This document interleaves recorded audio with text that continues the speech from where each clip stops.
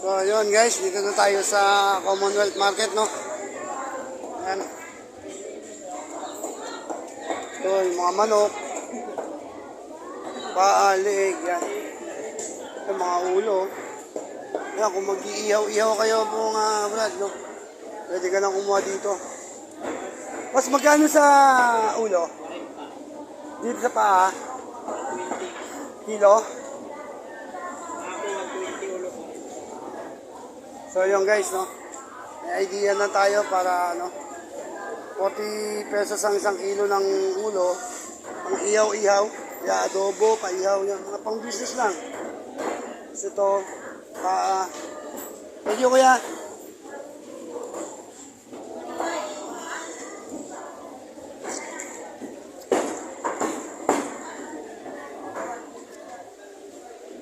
Yun.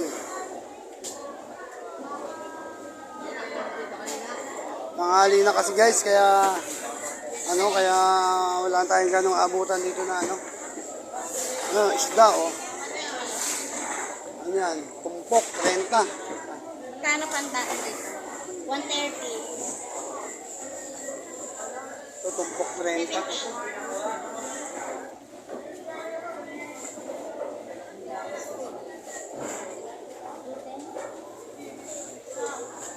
Isang ano to? Ate dito? 30 lang po. Sige. Ilan?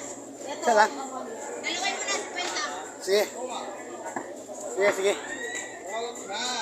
Ay, medyo marami kami sa bahay. Kuya, magtira ka ng isang walang kaliskis. Ay, may kaliskis. Ito yung tatluhan. Lahat ba kinaliskis? Yaman? Puro na lang puso. Lagyan ko pa isa. Salamat. Marami sa bahay. Salamat. Biro mo guys, 50 pesos lang, kulang-kulang 3 kilo na to. No? Ganun lang kamura. So, susunod.